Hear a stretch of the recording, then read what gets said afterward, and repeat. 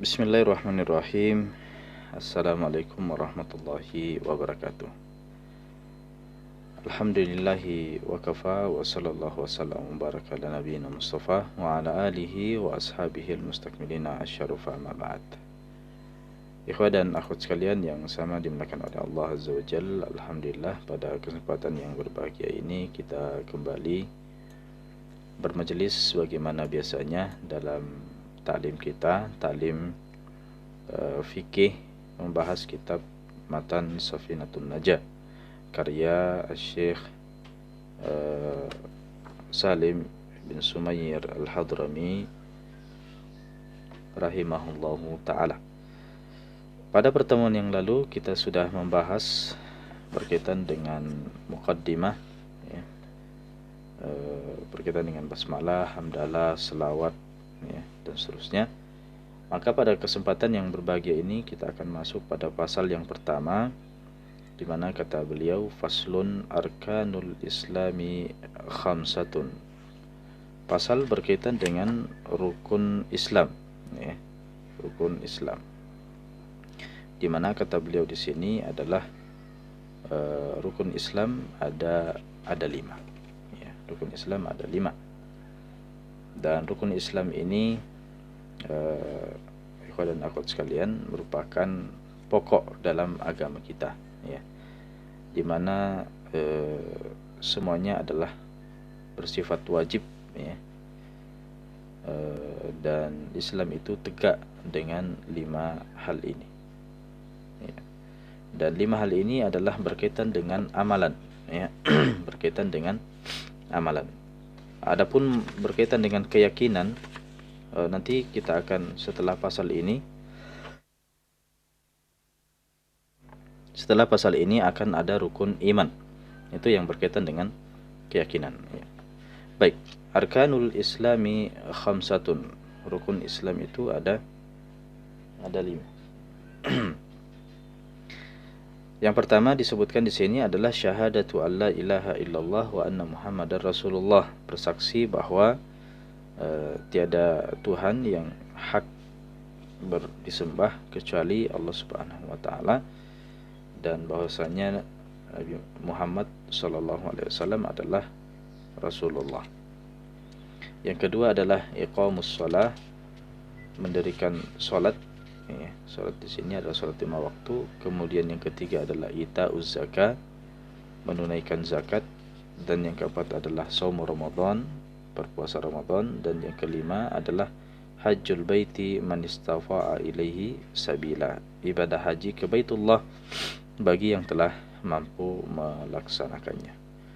Taib, ikhwah dan akhwat sekalian yang sama dimuliakan oleh Allah Azza wa Jalla, sebagaimana kita sebutkan tadi ya, bahwa pasal ini mengupas tentang penjelasan pilar daripada agama Islam ya, asas-asasnya dan bagian-bagiannya. Dan jumlah rukun Islam ya disebutkan di sini ada 5 ya, maka Islam tidak dapat terbangun ya kecuali dengan 5 pilar ini ya. Baik.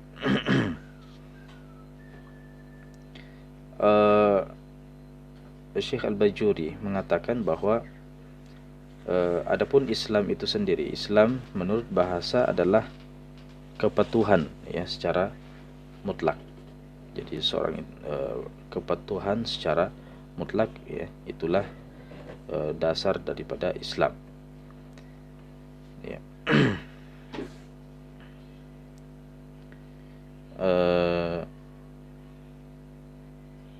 Dan kita akan lihat ya penjelasan rukun Islam di sini, dan saya akan angkat dari kitab Kasyifatus Sajaa karya Syekh Nawawi Al-Bantani, salah seorang ulama Indonesia juga, ulama Syafi'iyah ya, berasal dari Indonesia, dari Banten.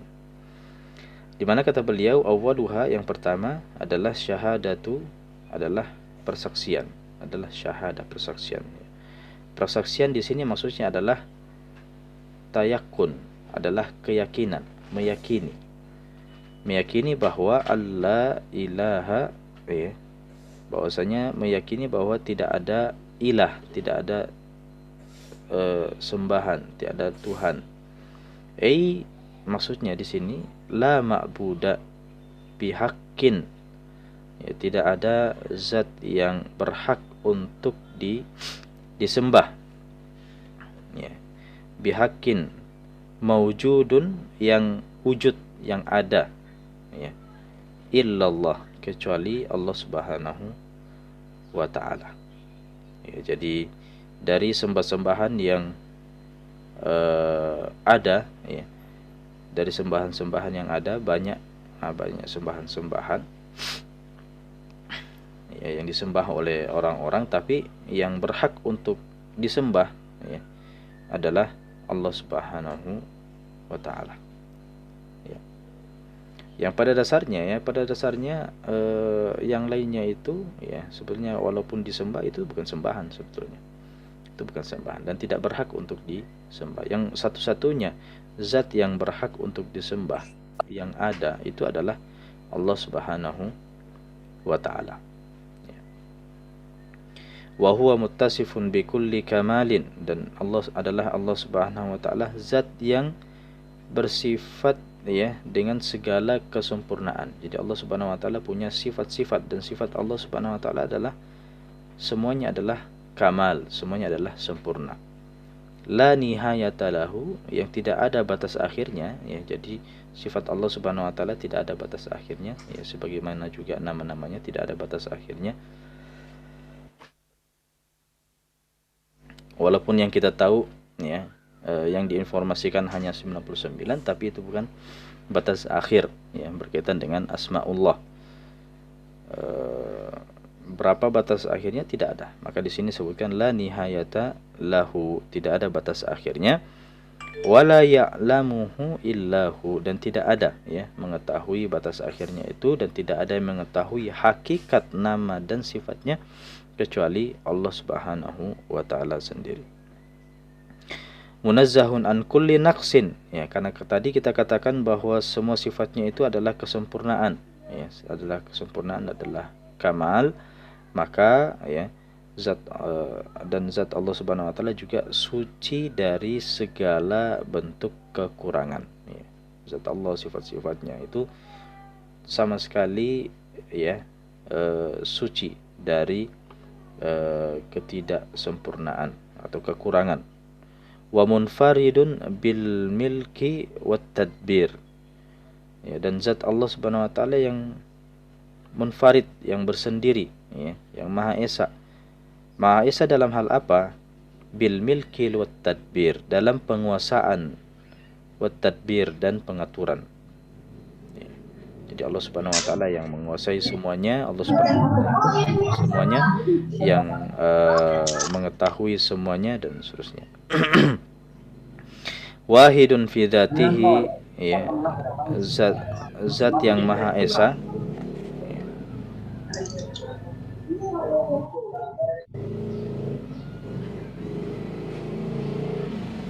ya, zat yang Maha Esa. Wahidun fi dzatihi wa sifatihi, begitu juga dengan sifat-sifatnya, ya, Maha Esa dalam sifatnya, wa af'alihi, dan dari berbagai perbuatannya, ya. Jadi Allah Subhanahu wa ta'ala Maha Esa dalam apa? Dalam pertama adalah zatnya, yang kedua adalah dalam hal sifatnya, dan yang ketiga adalah dalam hal perbuatannya. Nah, ini berkaitan dengan rukun Islam yang pertama, ya. Wa anna Muhammadar Rasulullah, ya, adapun berkaitan dengan Muhammadan, wa anna Muhammadan, ya, dan bahwasanya Nabi Muhammad itu, ya, Muhammad bin Abdullah bin Abdul Muttalib bin Hashim bin Abdi Manaf, ya, beliau adalah Rasulullah, adalah Rasul, adalah utusan daripada Allah Subhanahu wa ta'ala, ya. Baik. Ini berkaitan dengan rukun Islam yang pertama, ya. Jadi seorang itu baru dikatakan Islam ketika orang itu mengucapkan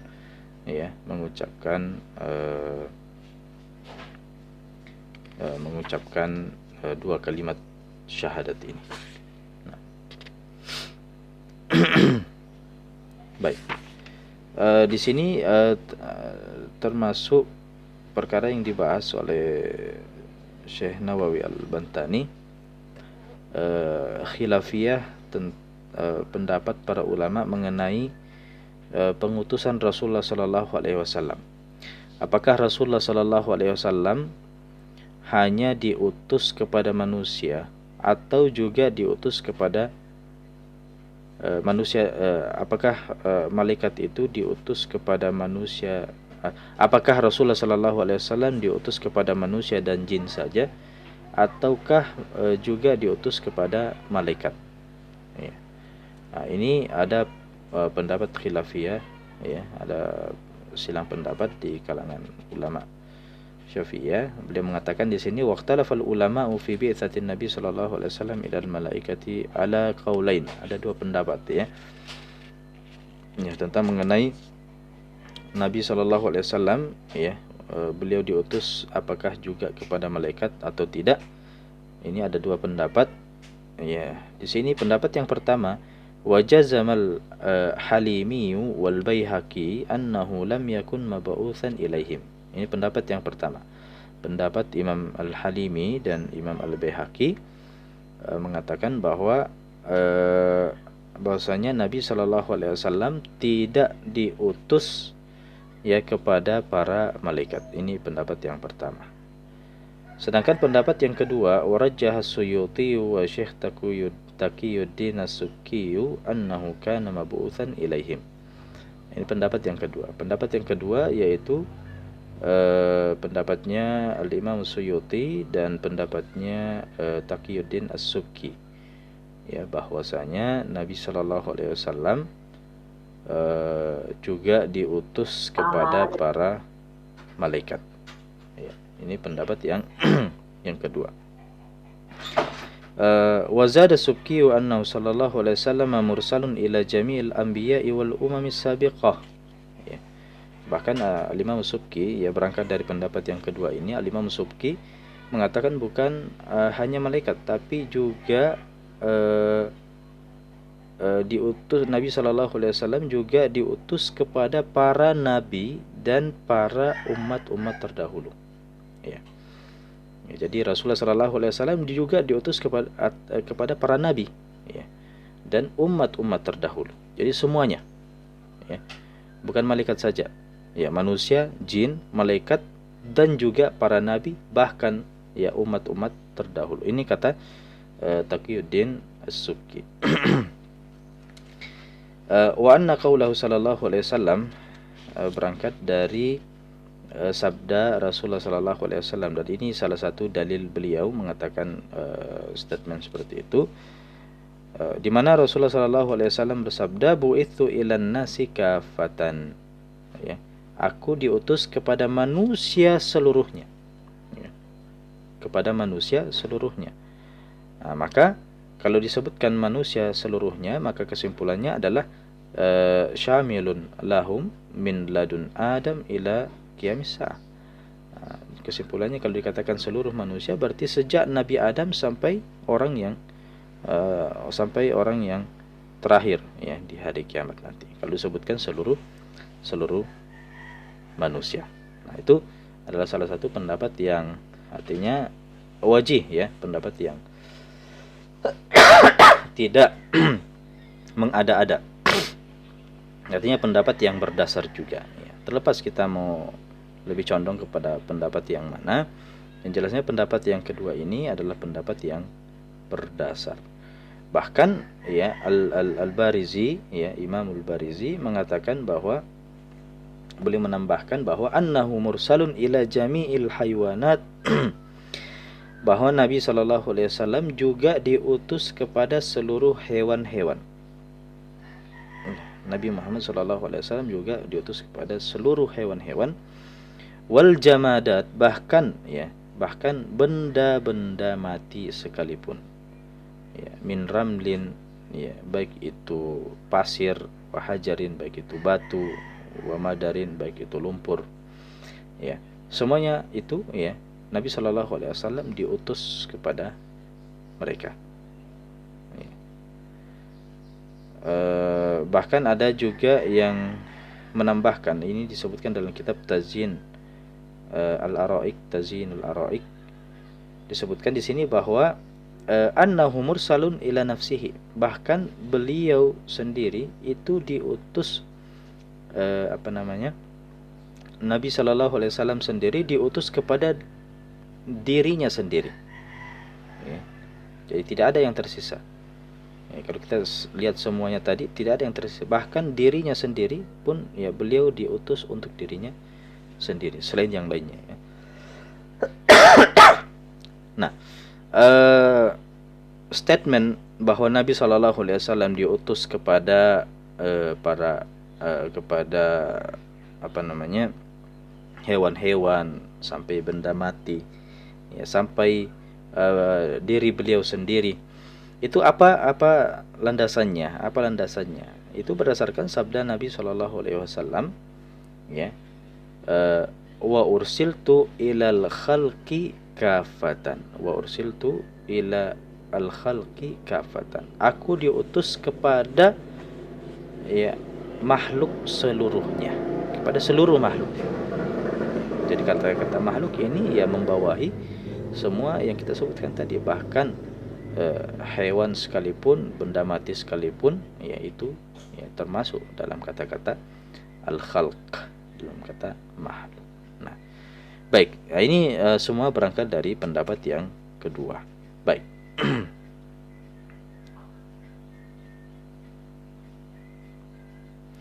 Ini ada faedah disebutkan oleh Syekh Al-Bajuri.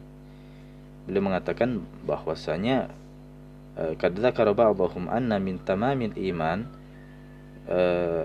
sebagian ulama menuturkan bahwa termasuk kesempurnaan iman adalah, ya, jadi dikatakan iman itu sempurna adalah ketika an ya'taqidal insanu, ketika seorang itu meyakini, ya, annahu lam yajtami fi ahadin minal mahasinil zahirati wal batinah, bahwasanya tidak ada terhimpun di dalam diri seorang pun dari kebaikan-kebaikan lahiriah atau batiniyah, ya, mithlu majtama'a fihi sallallahu alaihi wasallam, adalah, ya, tidak ada yang bisa menghimpun, ya, tidak ada diri yang terhimpun di dalamnya kebaikan-kebaikan baik itu lahiriah dan batiniyah yang menyamai dengan apa yang terhimpun dalam diri Nabi Shallallahu Alaihi Wasallam. Ini, ya, ini salah satu syarat kesempurnaan iman. Salah satu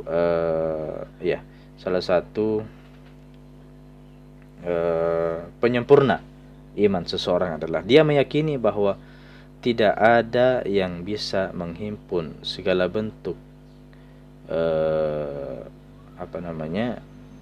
kebaikan-kebaikan lahiriah, ya, baik yang nampak maupun yang tidak nampak, ya, kecuali Nabi Shallallahu Alaihi Wasallam. Tidak ada manusia yang bisa menghimpun kebaikan seperti itu kecuali diri Rasulullah Shallallahu Alaihi Wasallam. Baik.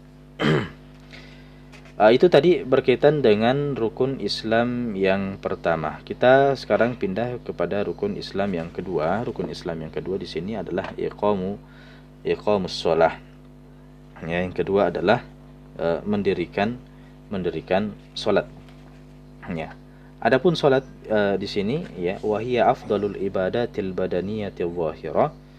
Ya, salat adalah seutama, ya, ibadah yang paling utama, ibadah fisik, ya, ibadah fisik yang paling utama, ya, ibadah lahiriah, ibadah fisik, ya, setelah ba'daha as-shaumu thumma al-hajju thumma az-zakah, ya, dan setelahnya, ya, setelah salat ada puasa, ya, jadi puasa itu sebetulnya urutan yang berikutnya. Yang paling afdal dari semua ibadah-ibadah lahiriah, ya, ibadah-ibadah fisik, yang paling afdal itu adalah pertama adalah salat, ya, yang pertama adalah salat, kemudian yang kedua adalah haji, ya, dan yang ketiga adalah zakatnya. Ternyata zakat itu adalah kalau dari segi urutan, ya, dari segi urutan keafdalan, zakat adalah yang terakhir.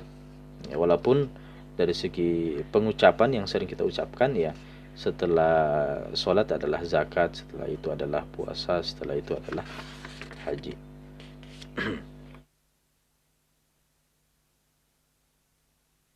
Baik. Fafarduha, ya, dan sholat wajibnya, ya, karena sholat itu terbagi menjadi dua, ya. Karena sholat itu ada sholat wajib dan ada sholat sunnah. Fafarduha afdhalul faraid, maka sholat wajib, ya, sholat yang wajib, ya, sholat wajib adalah seutama-utama atau ibadah fardu yang paling afdal, ya, ibadah fardu yang paling afdal, ya. Jadi kalau kita katakan sholat itu adalah ibadah yang paling afdal dibandingkan ibadah fisik lainnya, maka kita katakan yang paling afdal dari sholat itu adalah sholat wajibnya, ya, karena ada juga sholat sunnah.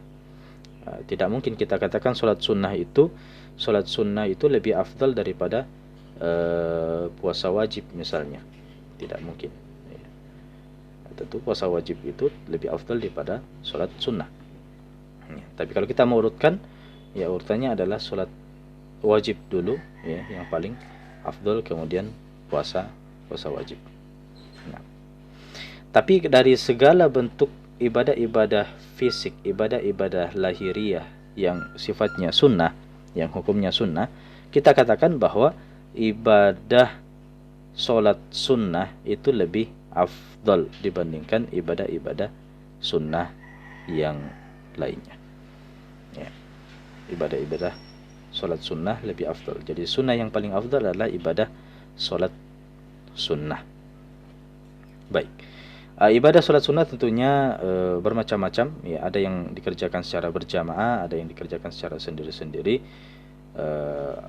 Secara umum yang berjamaah lebih afdal dibandingkan yang sendiri-sendiri, ya. Dan yang sendiri-sendiri, yang dilakukan secara sendiri-sendiri juga bertingkat-tingkat. Nanti kita akan bahas insyaallah pada pembahasan kitabus shalah. Baik. Berkaitan dengan sholat ini, ya, wala yu'adzaru ahadun fi tarkiha madama aqilan, ya, dan tidak diberikan dispensasi, ya, hukuman atas seorang pun fi tarkiha dalam hal meninggalkan sholat madama aqila, selama dia masih berfungsi akalnya, ya. Artinya seseorang itu tidak diberikan keringanan untuk meninggalkan sholat ini.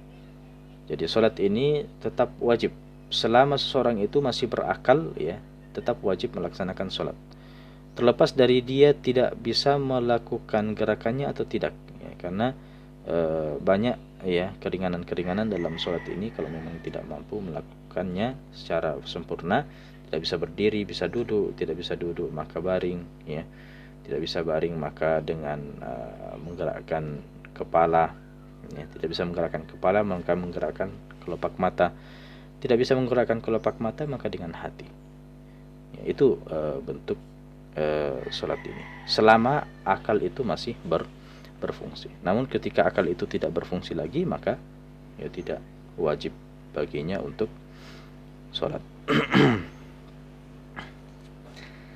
Baik. Tadi yang kita sebutkan itu adalah ibadah lahiriah, ya, ibadah lahiriah termasuk yang kita sebutkan tadi adalah sholat. Nah, bagaimana dengan ibadah batiniyah? Ada tidak ibadah batiniyah? Di sini disebutkan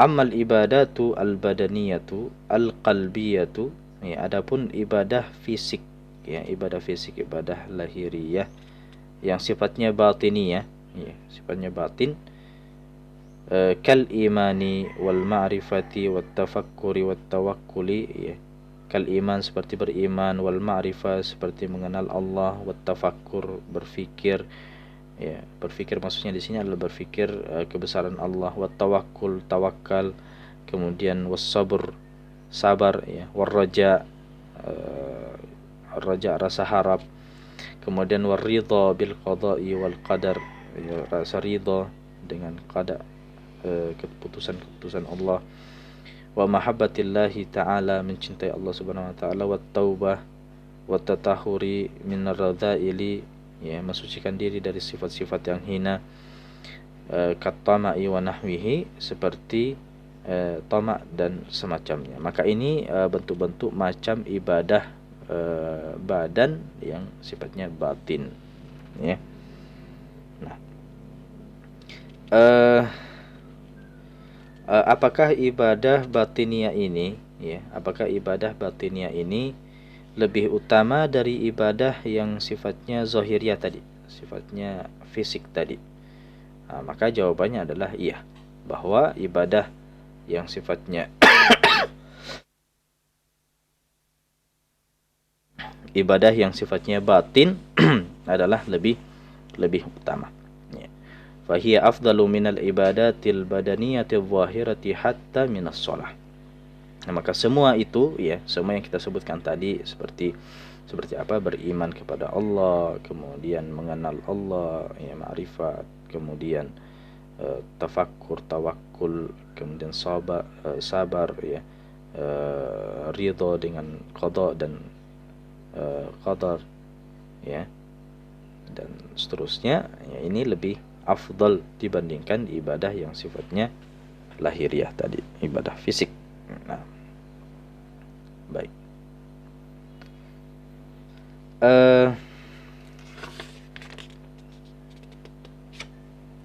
Di sini masih panjang sebetulnya pembahasan. Saya langsung saja lengkahi dan kita masuk ke penjelasan rukun Islam yang ketiga. Ya, kan di sini agak panjang pembahasan berkaitan dengan amalan hati.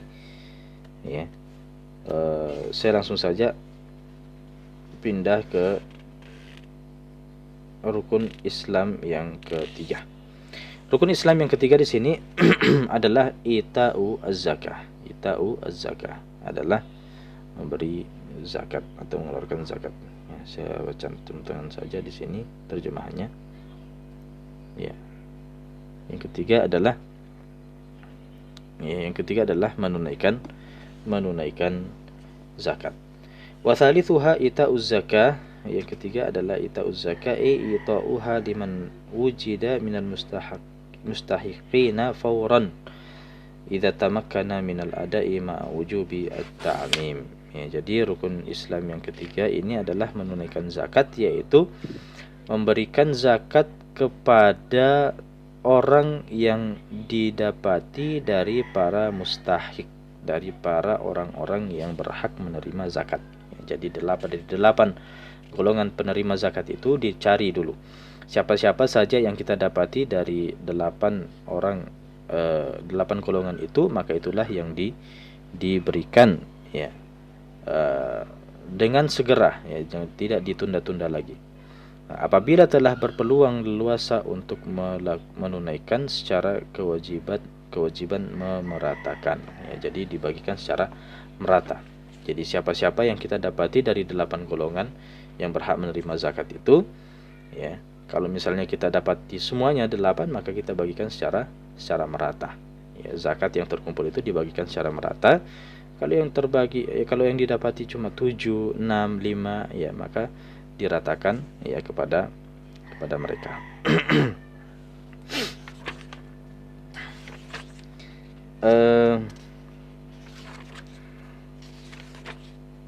Di sini disebutkan secara rinci oleh penulis dalam penjelasannya berkaitan dengan 8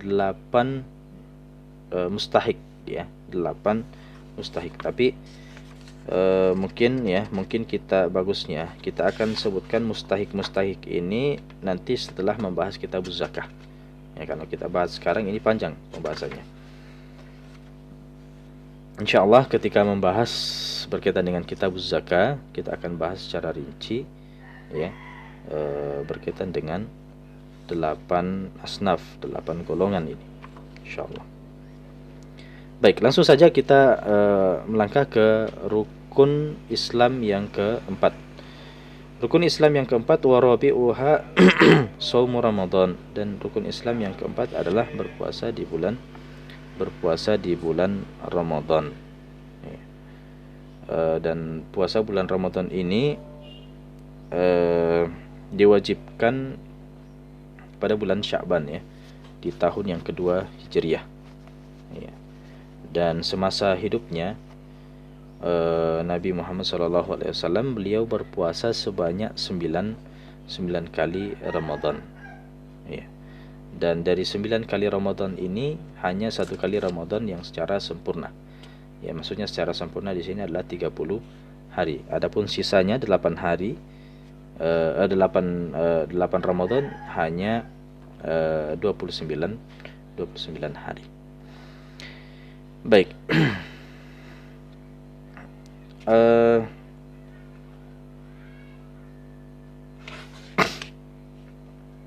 Kenapa disebut sebagai Ramadan? Apa alasan yang mendasari bulan puasa dinamakan sebagai bulan Ramadan? Ya. Nah, ini disebutkan ya. Qala Utsman fi Tuhfatul Habib, ya, Syekh Utsman dalam kitab Tuhfatul Habib mengatakan, "Inna masummiya hadha asy-syahru bi hadzal ism li'annahu ma'khudhu min ar-ramadi wa huwa al-ihraqu li ramdhi dzunubi fihi ay ihraqiha." Ya. Jadi nama tersebut ya, nama Ramadan itu diambil dari kata-kata ar-ramad. Ya, ar-ramad ini artinya penghangusan ya, atau pembakaran. Ya, karena di dalam bulan itu dosa-dosa itu dibakar. Ya, dosa-dosa itu dihanguskan, dibersihkan. Ya.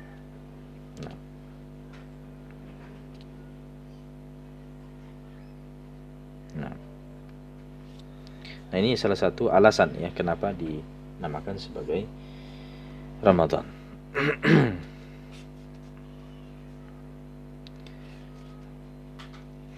Dan berkaitan dengan Ramadan ini ya, atau fikih puasa secara umum telah kita bahas dalam 3 atau 4 kali pertemuan yang lalu, dan sekira pembahasan ini sudah cukup ya. Langsung saja kita pindah ke penjelasan rukun Islam yang kelima ya. Yang kelima adalah wa khamisuha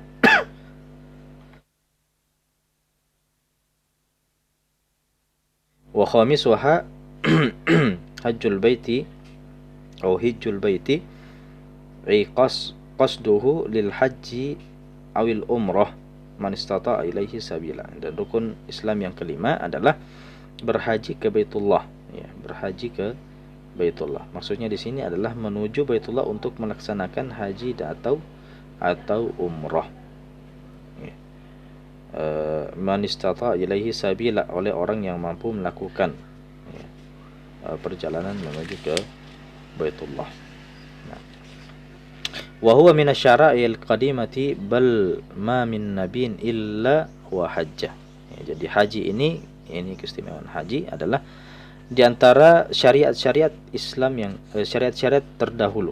Ya, ini jadi haji ini adalah syariat yang sudah dikenal sejak dahulu. Ya, bahkan mamin nabiin illa wa hajja, tidaklah di antara para nabi, ya, tidak ada nabi satupun kecuali mereka pasti sudah pernah beribadah haji. Ya, khilafan liman istathnahu dan wa salihah.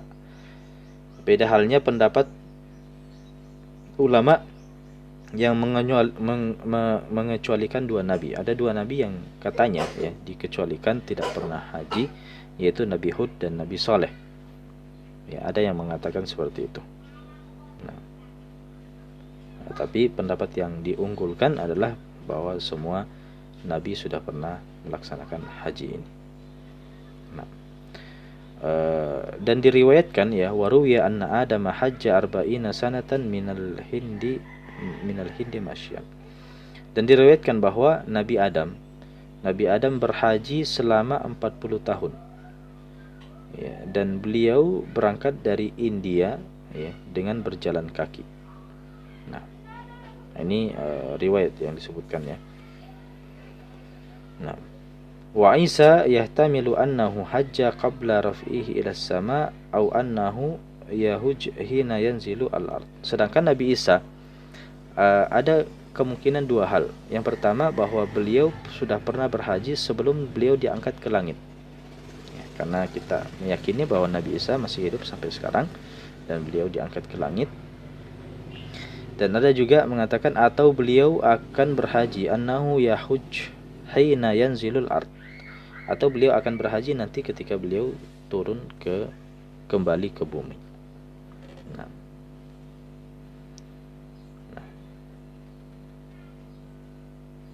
baik.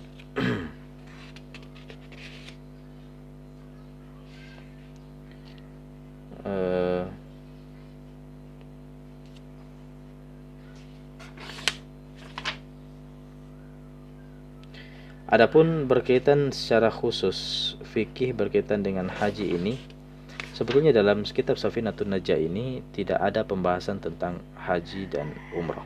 Ya.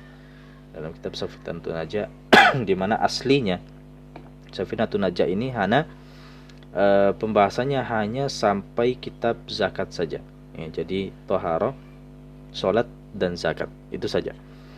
Adapun pembahasan tentang puasanya itu tambahan dari Syekh Nawawi Al-Bantani.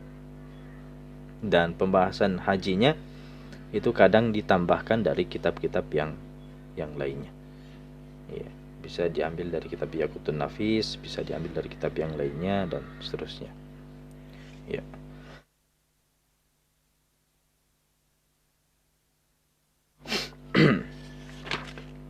Baik, pembahasan tentang rukun Islam ya, secara singkat kita sudah sebutkan. Dan sekarang kita masuk pada pembahasan arkanul iman. Nah, gimana, waktu masih ada? Iya Ustaz, masih ada Ustaz. Baik. Saya bahas dulu satu saja ya, satu rukun iman saja berkaitan dengan beriman kepada Allah, karena ini panjang juga pembahasannya. Ya, adapun iman kepada malaikat dan seterusnya kita akan bahas pada pertemuan yang akan datang. Baik. Kata beliau di sini faslun arkanu al-iman. Faslun arkanul iman sittatun. Ya. Bahwa rukun iman itu ada 6. Ya. Rukun iman itu ada 6. Iman di sini inilah yang kita sebutkan tadi sebagai amalan batiniyah. Ya, amalan batiniyah yang lebih afdal daripada amalan fisik ya. Lebih afdal daripada amalan fisik secara umum. Dan rukun iman yang pertama di sini disebutkan adalah antu'mina billah, engkau beriman kepada Allah. Ya. Apa yang dimaksud dengan iman? Yang pertama, apa yang dimaksud dengan iman? Fal imanu lughatan mutlaqut tasdiq, sawa'un kana bima ja'a bihi an-nabiyyu aw bi ghairihi. Adapun iman menurut bahasa adalah at-tasdiq, mutlaqut tasdiq, membenarkan secara mutlak ya. Jadi adanya pembenaran secara mutlak itulah disebut sebagai iman. Ya, sawa'un kana ya bima jaa bihin nabiyyu aw bi ghairihi. Ya.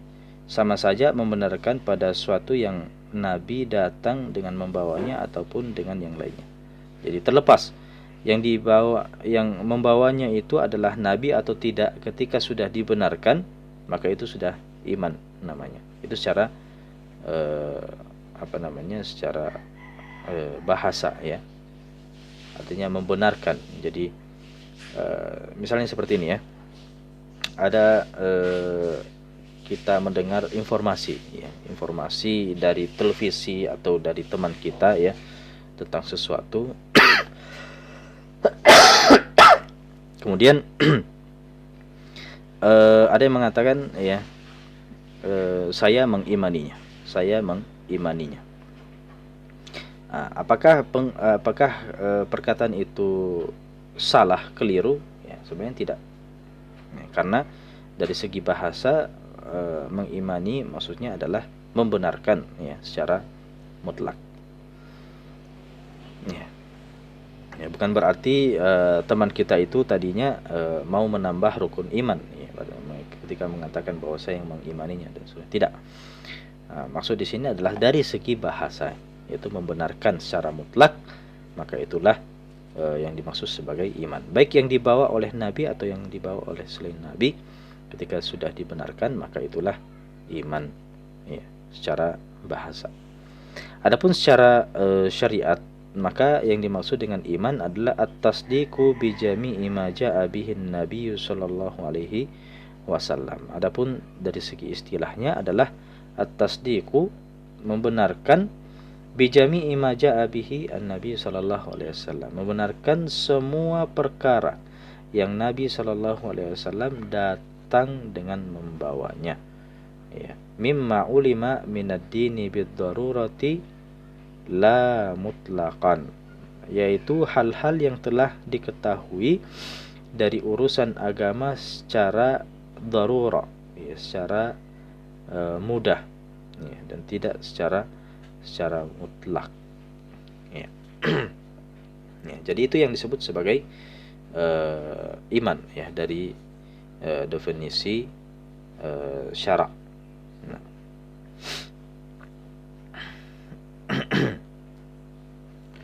Baik.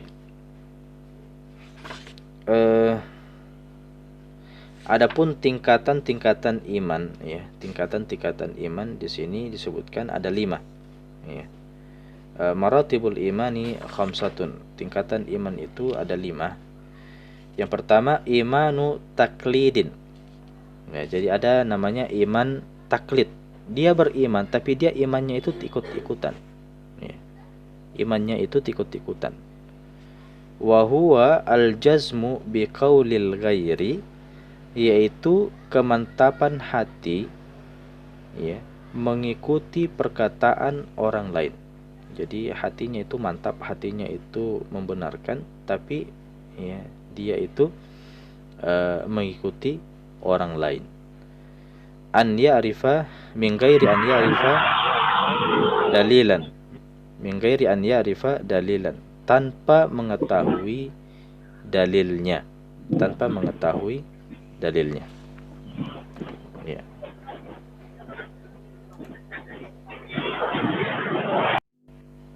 Ya. Jadi itu yang dimaksud sebagai apa tadi? Imanu taklidin, ya, beriman iman yang taklid, ya. Ini tingkatan yang pertama.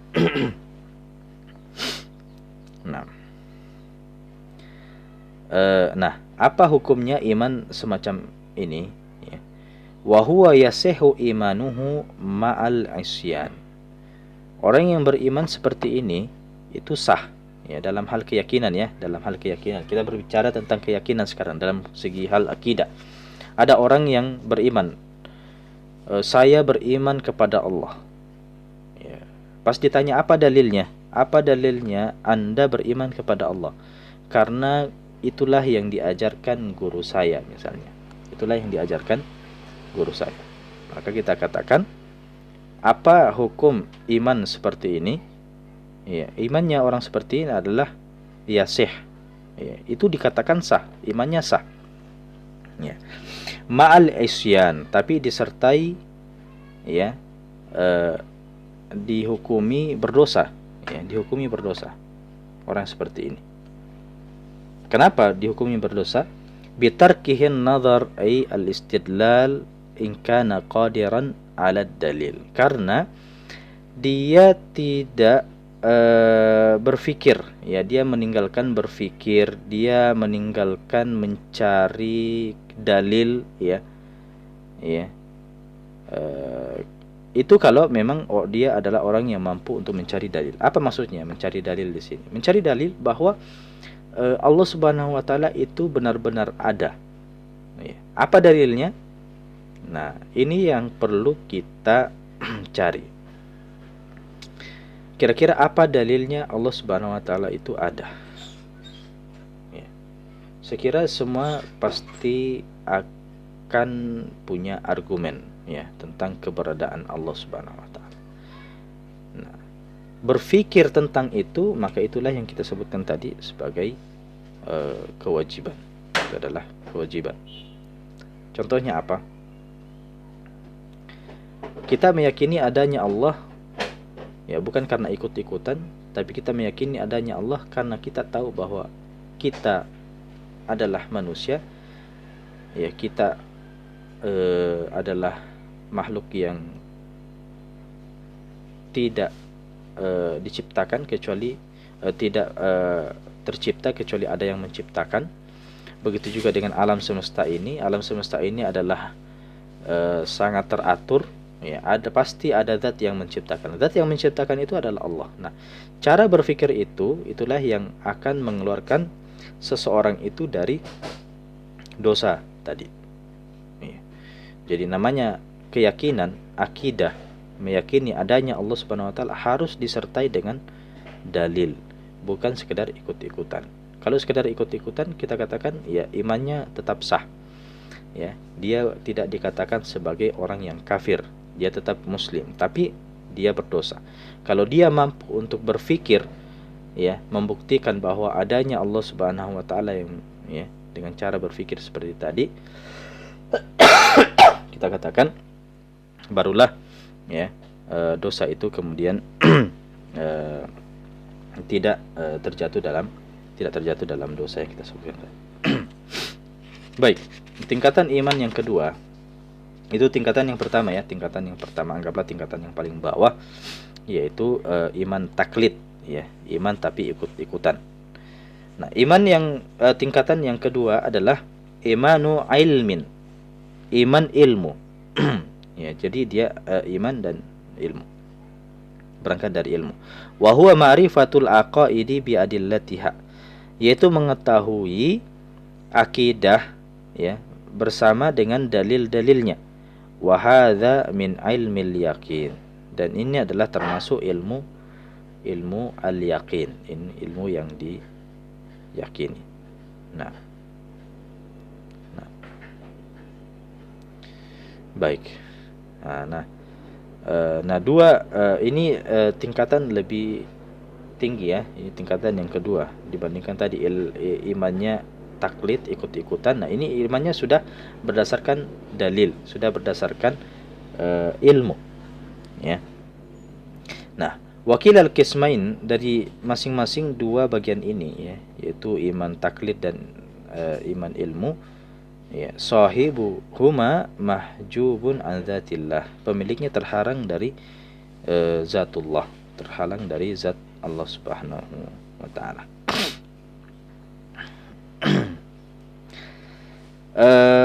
Tingkatan iman yang ketiga ya, tingkatan iman yang ketiga di sini disebutkan imanu ayanin ya, iman ayan. Ya, apa yang dimaksud dengan iman ayan?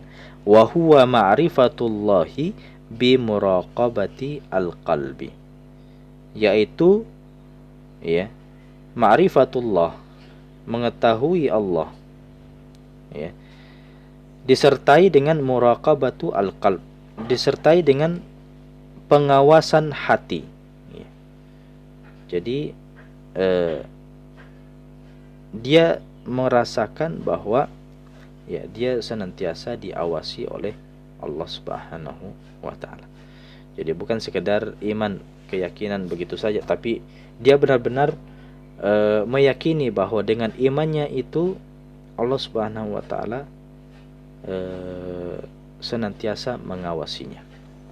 Nah, maka di sini disebutkan fala yagibu rabbuhu an khatirih, maka tidak pernah hilang Tuhannya ya dari lintasan hatinya. Jadi dalam hatinya dia senantiasa ya mengingat Allah Subhanahu wa taala. Ya, tarfata ain ya, sekejap mata pun, artinya tidak pernah hilang Allah Subhanahu wa taala dalam hatinya. Bal haibatuhu daiman fi qalbihi ka'annahu yarahu. Ya, jadi keagungan atau wibawa Tuhannya ya, senantiasa ada dalam hatinya. Ka'annahu yarahu, seakan-akan dia dapat melihatnya. Nah, iman yang seperti ini wa huwa maqamul muraqabati. Nah, orang seperti ini sudah sampai pada tingkat muraqabah. Orang yang senantiasa merasa diawasi oleh Allah Subhanahu wa taala. Wa samma ainal yakin.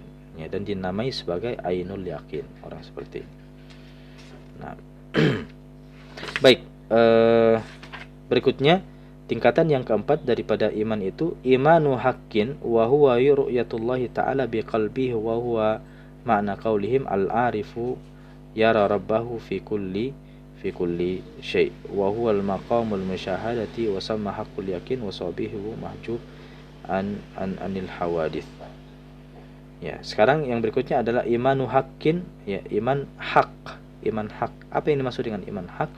Wa huwa ru'yatullahi ta'ala biqalbihi. Melihat Allah Subhanahu wa taala dengan hatinya. Ya, jadi maksudnya di sini adalah bukan sekedar merasa diawasi oleh Allah, tapi dia sudah jadi segala gerak-geriknya itu sudah dia kontrol berdasarkan, ya, apa yang merupakan perkara-perkara diridhoi oleh Allah Subhanahu wa taala. Ya. Nah, maka yang orang seperti ini dimaksud sebagai al-arif. Orang yang arif, ya, yara rabbahu fi kulli syai'. Ya, seakan-akan melihat Tuhannya pada setiap sesuatu. Maksudnya di sini adalah dari setiap gerak-geriknya itu dia tidak mau kecuali berdasarkan yang diridhoi oleh Allah Subhanahu wa taala. Jadi ini sudah sifatnya aksi. Kalau tadi tingkatan yang ketiga itu masih merasa diawasi, belum ada aksi. Nah, yang keempat ini selain merasa diawasi juga ada aksi untuk melakukan, ya, bahwa dia tidak mau melakukan kecuali apa yang diridhoi oleh Allah Subhanahu wa taala. Inilah tingkatan iman yang keempat. Nah, tingkatan iman yang kelima adalah imanun haqiqah. Ya, kalau tadi iman hak, nah sekarang ini iman hakikat. Wa huwa al-fana'u billah was-sakaru bihubbihi fala yashhadu illa iyyah kaman gharaka fi bahrin wa lam yara lahu sahira. Tingkatan yang kelima itu adalah yaitu fana dengan Allah, ya. Artinya sudah begitu kalau istilah kita mabuk cinta, ya, mabuk cinta kepada Allah Subhanahu wa taala, sangat mencintai Allah Subhanahu wa taala. Nah, ya, jadi di sini sampai dikatakan kaman gharaka fi bahrin, seperti orang yang tenggelam di lautan, walam yara lahu sahila, dan tidak terlihat olehnya mana batasan laut itu, mana pantai daripada laut itu.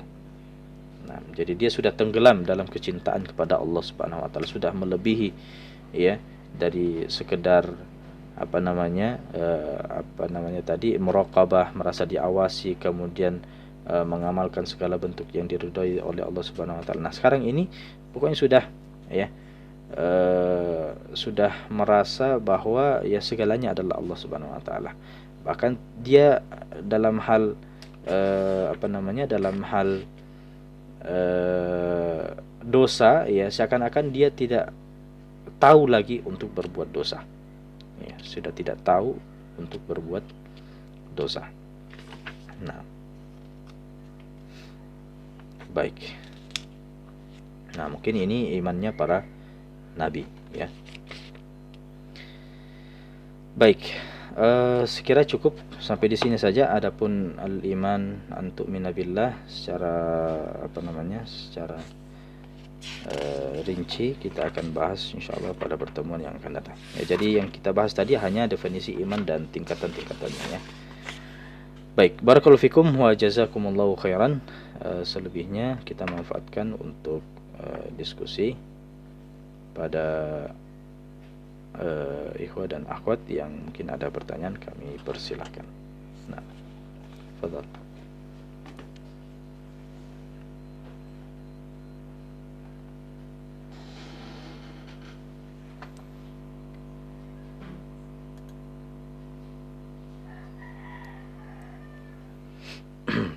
Betul?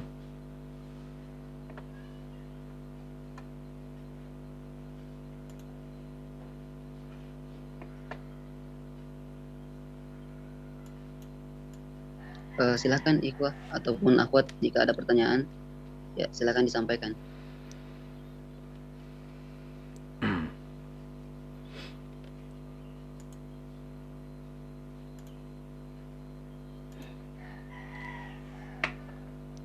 Silakan, ada pertanyaan?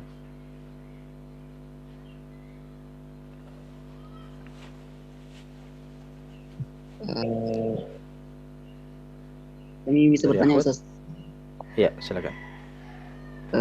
Dari kami sendiri Ustaz. Jadi mungkin singkat saja Ustaz, pertanyaan dari kami Ya, itu ya mungkin minta tips-tips saja Ustaz, tips-tips atau hal-hal apa yang mungkin bisa mengupgrade imannya kami sehingga bisa mencapai titik uh, uh, jika bisa jika bisa mencapai titik yang paling atas Ustaz, yang nah, dia dalam hati kami itu betul-betul uh, merasa bahwa Allah itu sudah Allah itu senantiasa melihat dan uh, kita terus diawasi oleh Allah Subhanahu Wa Taala seperti itu Ustaz. Jadi mungkin tips-tips saja Ustaz, hal-hal yang apa saja yang mungkin di luar dari hal-hal pekerjaan umum Ustaz, baik, amalan-amalan umum muslim Ustaz, baik. seperti itu Ustaz. Ya, Iya.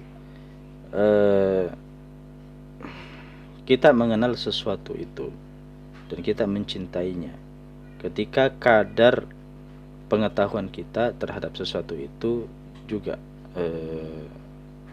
apa namanya jadi kecintaan seseorang atas sesuatu itu ya berbanding lurus dengan ilmunya atas sesuatu itu, ya. Jadi itu kata kuncinya.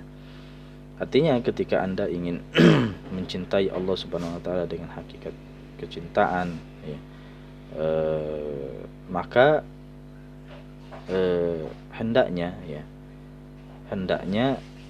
Anda melakukan hal-hal yang menjadi pengantar untuk ma'rifatullah, ya, mengetahui Allah Subhanahu wa taala. Mengetahui Allah Subhanahu wa taala di sini bukan dari segi mengetahui zatnya, karena ini tidak mungkin, ya. Kita tidak mungkin mengetahui zat Allah Subhanahu wa taala. Kita mengetahui Allah Subhanahu wa taala hanya dari segi, ya, penciptaannya, ya, dari segi nama dan sifatnya. Maka hendaknya kita pelajari nama dan sifat Allah Subhanahu wa taala, kemudian kita bawa dalam kehidupan kita. Semakin besar, ya, kita mempelajari hal-hal itu, maka semakin besar pula kecintaan kita kepada Allah Subhanahu wa taala. Ya, sekira intinya di situ, ya, intinya di situ. Adapun yang lainnya itu hanya apa namanya? Hanya penunjang saja, ya, berkaitan dengan amalan misalnya, ya, kemudian mengilmui hal-hal yang lainnya, ya, ilmu-ilmu yang lainnya yang mengantarkan kita untuk belajar asma dan sifat Allah, ya, kan itu banyak ilmu-ilmu yang lainnya, ilmu bahasa Arab, ilmu kemudian menunjang kita untuk beramal, ya, misalnya ilmu fikih ini menunjang kita untuk beramal. Nah, adapun kita mencintai Allah Subhanahu wa taala dengan hakikat kecintaan, maka kita harus pelajari baik-baik bagaimana nama dan sifat Allah Subhanahu wa taala. Nah, maka bagaimana besarnya pengetahuan kita, maka itulah yang menentukan kebesaran cinta kita kepada Allah Subhanahu wa taala. Ya, begitu juga dengan rukun-rukun Islam yang lainnya, rukun-rukun iman yang lainnya. Ya, kita meyakini bahwa kita ini diciptakan di dunia ini bukan untuk senda gurau belaka, tapi kita diciptakan untuk dibangkitkan, untuk diberikan balasan, dan entah itu balasannya adalah surga dan neraka. Maka kita pelajari juga bagaimana surga dan neraka itu, ya, apa-apa saja yang bisa memasukkan ke dalam surga, apa saja yang bisa memasukkan ke dalam neraka, agar kita mana yang bisa kita lakukan dan mana yang kita harus kita tinggalkan. Nah, semua itu akan mengantarkan kita pada kecintaan kepada Allah Subhanahu wa taala. Nah, itu secara umum. Jadi berangkat dari ilmu, ya, berangkat dari ilmu. Maka jangan pernah bosan untuk belajar. Ilmu apapun kalau kita meyakini itu bisa mengantarkan kita kepada kecintaan kepada Allah, maka pelajari. Jangan pernah menganggap enteng suatu ilmu sekalipun. Ya. Nah, Iya Ustaz, syukur Ustaz. barakallahu fikum. Iko yang lain bagaimana, jika ada pertanyaan silahkan, ataupun dari Akhwat silahkan jika ada pertanyaan dari Akhwat silahkan disampaikan lewat kolom chat.